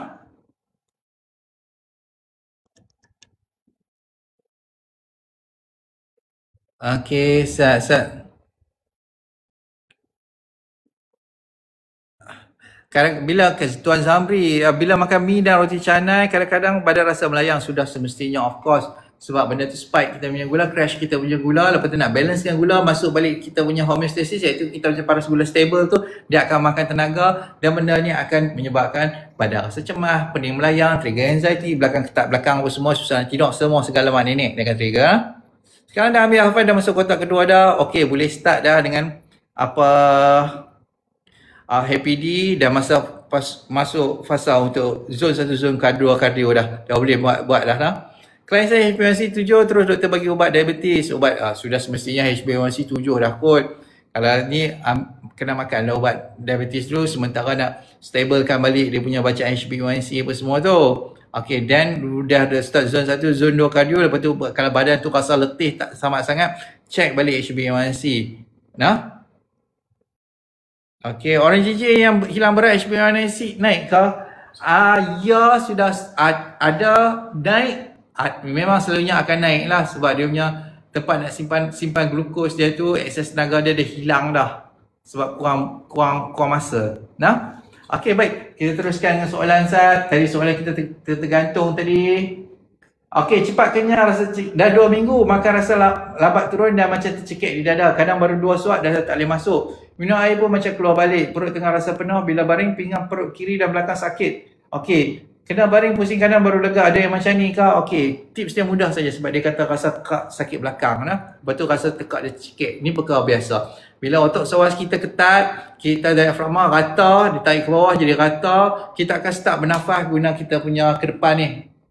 Kita punya chest muscle dan kita punya kawasan otot tekak kita ni akan bantu untuk kita punya pernafasan. Dan benda tu sepatutnya digunakan dalam tempoh jangka masa panjang untuk kita bernafas. Secara tak sedar kita akan rekrut muscle ni Okey, untuk bernafas. Lama-lama kelamaan dia akan menyebabkan benda ni berlakunya pengumpulan lactic acid dan juga hidrogen ion, menyebabkan dia rasa lengah. Rasa lengah. Dan benda tu dia akan makin lama makin mengetat dan makin memendek. Otak yang inflame ni makin lama dia akan makin memendek.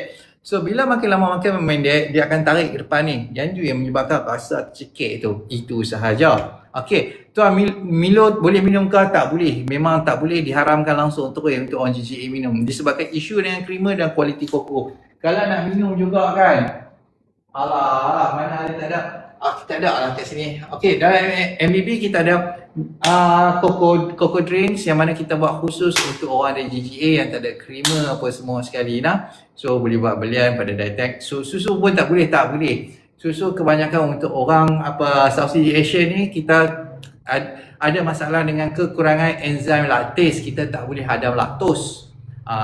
Dan bila kita makan, confirm dia akan trigger lah. Kita bukan orang putih. Kalau orang putih ni, terutama orang Eropah, dia orang ada gene mutation yang membolehkan dia orang minum susu. Enzim laktase dia orang tinggi. Kita orang Southeast Asia tak ada. Orang Southeast Asia ni masuk orang Cambodia, Myanmar, Thailand, Malaysia, Indonesia, Singapura, Brunei. Kita kurang enzim laktase untuk nak ada, sebab tu bukan makanan kita. Kita ni secara bertahun-tahun daripada zaman dulu kita bukan peminum susu.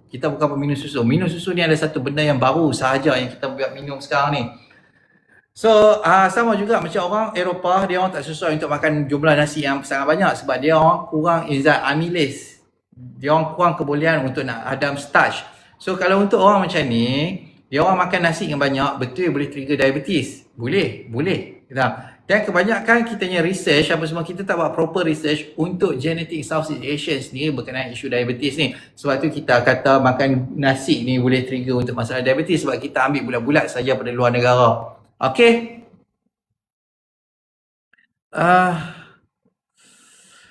Susu kambing boleh tak tuan? Sama sahaja untuk masalah susu kambing pun sama saja. Susu kambing isu dia dengan laktos juga. Laktos.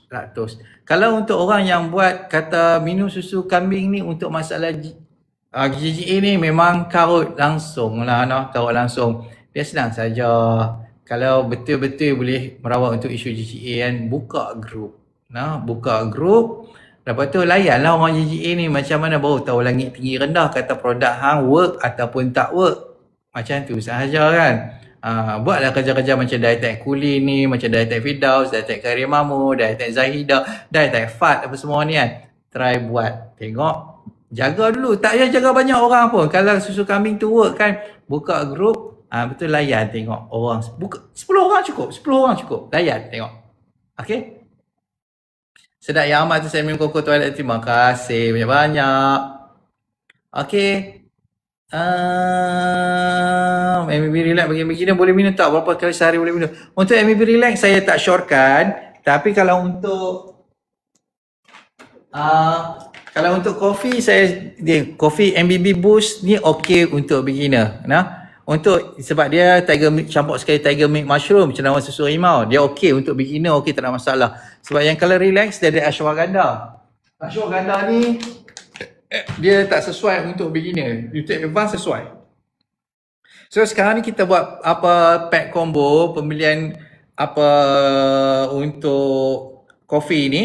Boleh buat nak ambil dua-dua boost pun boleh, nak ambil dua-dua relax pun boleh, ataupun nak ambil boost dengan relax pun boleh. Ada boleh buat belian pada Dietech. Sekarang ni year end sale MBB, silakan buat belian, buatlah beli borong yang banyak-banyak sekali. Untuk yang begini boleh minum toilet koko boleh, tak ada masalah. Makanan minum kita ambil sepatutnya untuk rahsia. Betul, patutlah saya duk main sistem MBB relax saya. Lah ya ke duk minum Milo ke, janganlah. Kafe boleh ke? Kafe tak sesuai. Tak sesuai untuk orang yang ada masalah GGA pada peringkat permulaan, memang tak sesuai. Tuan, kalau kopi Arab kurang biji tu boleh minum ke macam kat kafe? Sebab bila minum tak trigger. Kalau tak trigger minum aja, tak ada masalah pun. Kalau untuk kafe ni, dia isu kalau kopi ni, dia isu dengan kafein. Okey. Kafein ni yang orang suka minum sebab dia trigger untuk penghasilan lebihan kortisol lagi. Dia bagi orang tu alert, dia bagi orang tu rasa bersemangat, dia ada power. Tapi untuk isu orang GGA, kalau tak cukup untuk penghasilan kortisol yang di-trigger oleh kafein tu, dia akan trigger dengan adrenalin. Yang tu menyebabkan jantung tu jadi laju tiba-tiba tu. So kalau boleh minum kafein tu tak ada masalah, okey sahaja minum. Okey je, tak ada apa-apa, boleh je. Okey, Sat, kita jawab soalan lah 10.35 dah ni. Oi, sejam setengah dah bercakap. Okey. Musim sejuk. Masuk je musim sejuk ataupun duduk dalam aircon, dah ada sakit mencucuk, dah dekat sebulan tak hilang-hilang. Tahun lepas buat ECG nak ikut, doktor kata okey, tapi memula dulu heart rate tinggi. Okey, macam ni lah. Kalau untuk, silakan Dr. L lah jawab untuk berkenaan dengan isu sejuk dan unsur GGA. Kenapa duduk dalam aircon trigger? Ataupun musim hujan ni dia trigger. Silakan Dr. L. Okey. Macam mana ni? Kalau kita tengah sejuk badan kita akan cuba memanaskan. Betul tak? Badan kita akan cuba panaskan tubuh badan kita. So dia akan vasodilate, so dia akan kumpul haba. Kat situ adalah tenaga. Kat situ perlukan tenaga lebih. Nak create haba dalam tubuh badan kita ni perlukan tenaga. That's why kita trigger. Jantung laju, rasa melayang, rasa kembung, rasa keangin, semua terjadi. Sebab haba itu adalah tenaga. So perlukan tenaga banyak. Badan kita dah tak cukup tenaga. So perlukan tenaga lebih lagi. That's why dia akan stres kat tubuh badan kita sebenarnya. Kan? So bukan sebab sejuk tu. Sebab badan kita nak hasilkan haba. Haba tu adalah benda yang stres kat badan kita. So itulah jawapan mudah sebenarnya. So itulah. So tak perlu risau. Benda tu benda command juga benda tu. Benda command. So kalau benda tu jadi, so kata ambil dia gula-gula. InsyaAllah lega sedikit. Dan tadi saya ada nampak Puan Fazlina Osman, penyakit eczema berkaitan dengan masalah usus ke? Ya, even dalam medical journal pun dah memang kata dia ada berkait juga dengan masalah usus.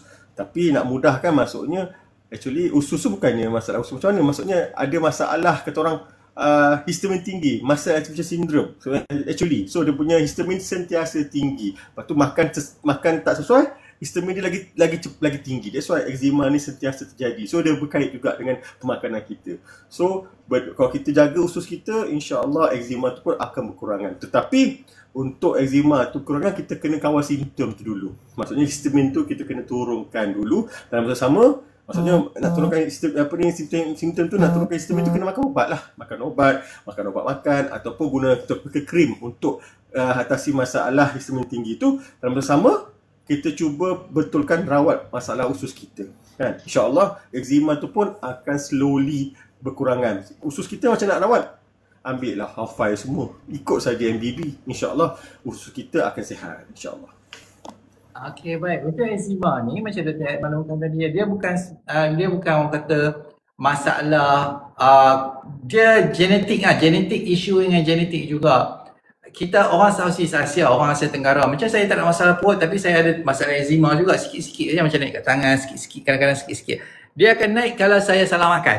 Salah makan ni bermaksud dalam konteks saya tak boleh makan ayam. Ayam dan kalau macam ayam bandar ni saya memang tak boleh makan. Kalau makan dia akan trigger eczema saya. Ataupun telur grade A ke grade B ni saya tak boleh makan. Kalau saya makan dia akan trigger allergic reaction. Dia ikut genetik orang tu tersebut. Macam saya ada alahan terhadap benda tu, saya tak boleh makan. Kalau makan dia akan trigger. Kalau macam untuk kanak-kanak yang selalunya untuk trigger masalah eczema ni adalah daripada susu botol. Susu lembu apa semua tu kan, susu kambing ke apa kan. Yang tu yang akan trigger dia punya alahan yang akan trigger untuk masalah eczema. So senang sahaja. Mak tu apa semua kan, kenalah bagi susu badan. Itu je ceritanya. Kena buat prepare susu badan untuk anak-anak. Ayam kampung okey, Tok Omah okey ke? Saya ayam yang jenis betul-betul ayam original saya boleh. Saya tak ada isu. Kalau ayam betul-betul original saya tak ada isu. Sebab kalau macam ayam kampung kat market ni pun dia ayam bukan ayam betul pun.